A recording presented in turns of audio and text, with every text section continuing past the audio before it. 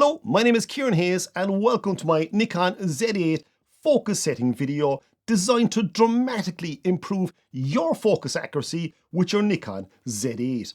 I will run you through exactly how I set up my Z8 and how I use boosted subject detection mode, as I like to call it, as well as the focus settings you need to enable on your Nikon Z8 today to improve your focus accuracy dramatically. So come on, let's get into it and I'll walk you through it all.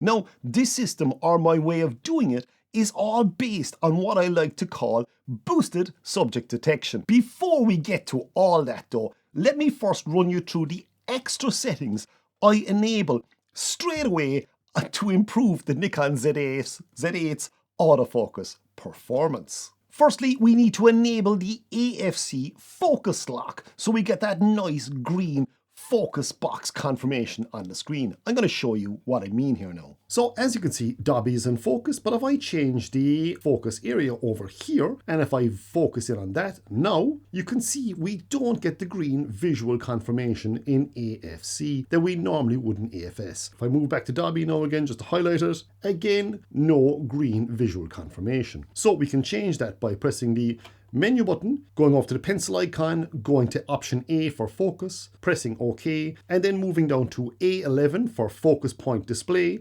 And down here we have AFC in focus display. It's switched off. If I press the OK button now, it enables it or switches it on. And if I press the menu button to go back out now again, and if I hold down my AF on button now, we have our green focus confirmation. And it's just a nice visual confirmation to say, yes, this shot actually is in focus. Then we have focus point orientation, which sounds complicated, but it's really not, and it's incredibly handy. So focus points by orientation, what exactly does that mean? Well, as we're shooting in landscape mode here now, and if I swap into portrait mode, as you can see, the focus point, if I move it around to the bottom right hand corner here now, it does not move, whether I go from landscape to portrait. But what we can actually do here is, if I press the menu button, and go to the pencil icon and then select A for focus by pressing OK and move down to option A5, which is store points by orientation. As you can see, it's switched off. If I enable that, we can save focus point and AF area mode by orientation. So if I select that by pressing OK and press my menu to go back out here now. So what I've done here now is I've moved my focus point over Dobby's eye when I'm in landscape mode. So if I hold that down, you can see that's clearly in focus. When I now go into portrait mode then, you can see the AF area mode has changed and also its positioning. So what I can do there is I can change the AF area mode to whatever I want. And let's say this is the one I want here now. So I can put this over Groot in the background and then press my AF on button and boom, we have it in focus. So there we have our AF area mode in portrait. And if I now go back to landscape, you can see it has gone back to the original position for landscape and the correct AF area mode. So this is incredibly handy if you're shooting a lot over the course of the day in different orientations. And now we set up back button focus. I should also add here that I nearly always shoot in AFC and not AFS. AFC is your autofocus in continuous mode, and AFS, for want of a better explanation, is single time focus. In other words, it focuses when you press the shutter button and that's it. I shoot in AFC a lot because if the subject is moving towards you or away from you, the autofocus will continue to focus while you keep the button pressed. This means you already have a far higher likelihood of getting your shot in focus. So we move down here to the pencil icon, we go on focus, and then we move down to option A6, which is AF activation. It's switched on as default. If we go down here to AF on only, in other words, the autofocus will only work with the AF on button now. Select that, and that's stored. Okay, so now our autofocus system is considerably better already. But let's change a few buttons on the Z8 now to set up our boosted subject detection mode. So the first thing I do is set up the FN1 key down here to 3D tracking.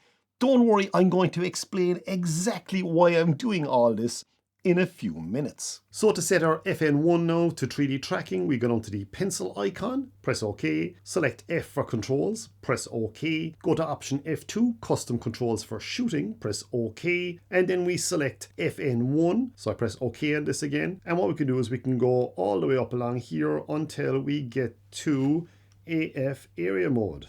And here it is, so we select that now, and then we can go down along here until we find 3D tracking and press OK, and that's it, that's done. So whenever I press the FN1 key now and hold down my AF on button, you can see 3D tracking is enabled. Then I set my FN2 button to cycle AF and select the AF points I want to display. We go to the pencil icon, press OK, F for controls, press OK, again option F2, controls for shooting, and then we select FN2 here now. Cycle AF area mode is the one we want. So once I select this now, it's going to give us a few different options here now. So I can disable all these ones that I don't want, and I can just press my menu button when I'm done then. As you can see here now, we're in spot focus. So every time I press the FN2 button now, it's going to alternate between wide area large and auto area AF, and then press it again and it goes back to spot focus. So every time I press it, it's alternating between just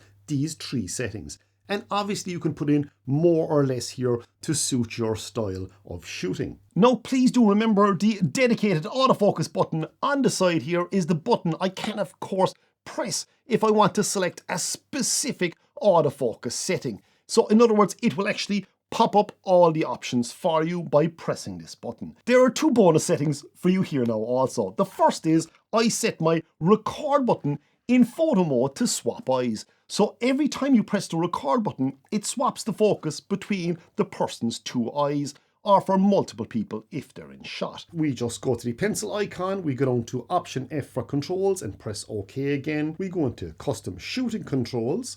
And if I press OK, we can change this to whatever we want. And here we have the switch eyes. So if I just enable this now, that will now, every time I press the record button, it will swap eyes. So if you have a subject with two eyes, which they normally have, we can swap between them. I then set my FN3 button over here, to change my memory banks, so I can still do that fairly quickly. So to set up our memory banks in FN3, we go to the pencil icon, press OK, go to option F for controls, press OK, custom control shooting, press OK again, and then we move down along here to F3, and you can see it's highlighting the button up there. We press OK, and then we can change our options here. And there it is, shooting menu bank, and we press OK. And now when I press FN3, you can see shoot A comes up, and we can change our memory banks. There then. Before we go any further, can I please ask you to please like this video if you like it, and please do leave a comment below, as that really does help more people like you see this video then.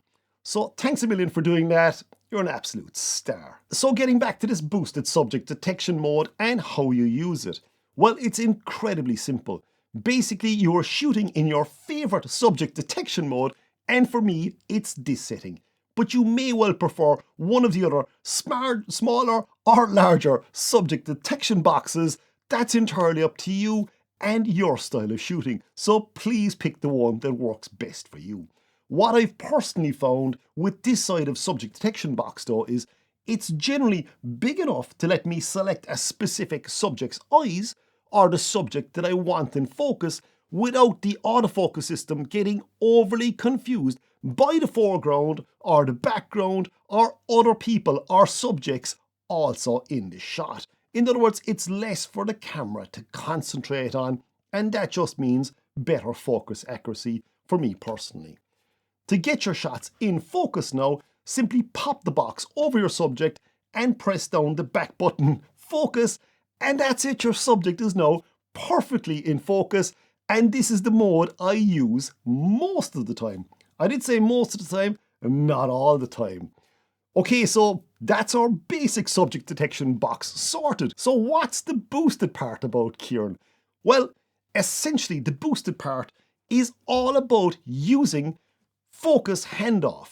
And you might very well be thinking, wow, now this sounds complicated. Don't be worried though, it's really not. It's actually very straightforward.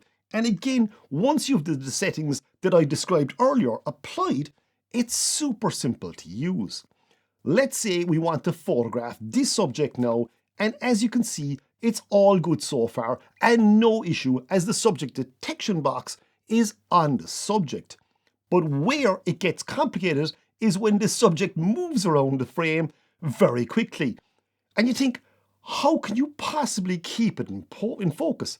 That must be impossible. You can't keep moving that subject detection box around over your subject to constantly keep it in focus. Well, this is where boosted subject detection mode comes in. Firstly, you simply pop the AF area box over the subject and we then confirm focus lock with the green box. In other words, you focus on your subject. And if your subject is moving quickly, we can now press and hold down our FN1 key, and if you remember earlier, we programmed that to 3D tracking. So what happens now when we press the FN1 key? Well, the camera knows we're focused on our subject, so it says, hey, they want me to 3D track that subject. You're taking the guesswork out of it. So as that subject starts to move around the screen, the 3D tracking will actually continuously focus on it. It's as simple as that. And once you stop holding down or pressing the FN1 button, you're then back to your wide area AF box again as completely normal in exactly the same spot you left it, and you're free to shoot as you normally did. So just to recap, focus as normal with your back button focus and your subject detection box, and if you need 3D tracking, just press the FN1 key. That is essentially what focus handoff is. You are handing off that focus point or subject from one autofocus setting to the next. So whenever you press the FN1 button and hold it down, you are saying, hey, please track this focus point and keep tracking it. So you're handing off or handing over the autofocus point you want tracked. I told you it was simple, didn't I? It's really not that complicated. Now in Cycle AF, I generally limit my AF selection points to just these 3 settings. But remember, we can also use the dedicated autofocus button here to get them all if we want a specific one. And please do remember to leave a comment if you like this video and pop a like on it, as that helps to feed the algorithm and gets this video out to more people just like you. And that might help them too as well. So thanks again for watching, ladies and gents, and if you have a better focus setup, please do let me know in the comments below. Or if you have any questions, please do feel free to ask them too as well. So see you out there, or see you in the next video, everyone.